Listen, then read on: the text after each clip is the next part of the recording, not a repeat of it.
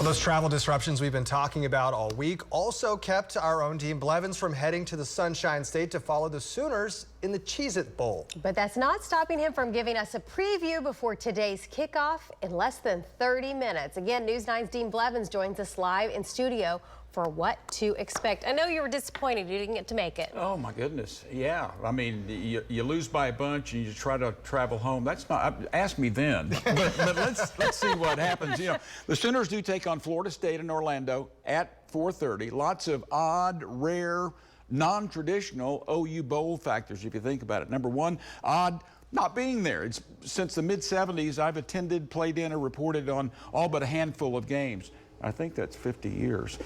4:30 kickoff time is odd. OU's a 10-point underdog. They've only been an underdog 4 times in 5 seasons, and 10 is huge. And while OU is having its worst season in a quarter century, Florida State, they're red hot. 9-3, ranked number 13. They've won their last 5. And it's also odd in OU being very shorthanded, but the Seminoles at full strength. OU had 17 players, I believe it was, hit the transfer portal. They're out. I mean, guys like Theo Wease, he's now at Missouri. OU's best players have opted out of playing to get ready for the NFL draft. The best 2 offensive players in tackle Anton Harrison and running back Eric Gray, the other tackle, and then guys like Jalen Redmond, your best defensive lineman. I could go on and on with more oddities, but what's not odd is the fact that OU is essentially the road team in most bowl games. Virtually every bowl game is played closer to the opponent's fan base, be it Bama and LSU in the Sugar Bowl, Florida, now Florida State, in Florida, and so on. FSU, of course, in Tallahassee. And exasperated with air travel cancellations, the crowd, you got to think the split's going to be somewhere 90-10. In summary, OU hopes the game turns out odd because 10-point underdogs don't win a lot.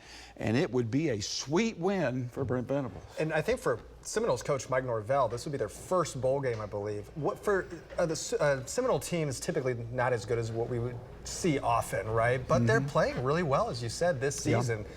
What are the keys for the Sooners today to win that game? Well, I think that there are 3 or 4 of them. The first one is you got to avoid falling into a first quarter hole, you know, especially when you have the fans there. But you need to start well. Defensively, they're going to be challenged. You got to win the turnover battle. You need to not give it up. You need more possessions. The third thing I would think of is the offense needs 5 or 6 what are called explosive plays, 20 yards or longer. They're not a team that's going to line up and go 80, you know, right now with being shorthanded. Number 4, win special teams battle, you know, whether it's fake kicks, fumbled kicks, punts, block kicks, manufacture points not expected to get by marching that 80 yards. Right. So there you go. Well, I know you said it would be a big win for Brent Venables, but can you expand on that? Like, just how much is riding on this for him? Like, you know what I'm saying? Like, how does he feel right now? Well, he's coming off an incredible recruiting victory, being able to save a top 5 class after the horrible season. So it would be a wonderful way to kind of look past last year to a large degree and look forward. But there's a chance that today could be nasty. Bowls are not as significant now, unless you're in the playoffs, as they used to be. Yeah. So many guys aren't playing. Watch OU. There's no more annoying sound than hearing the chop 100 times a game. So hopefully, do something about it. Yeah, the Sooners can quiet them down. Dean, thanks very much. Thanks, Dean.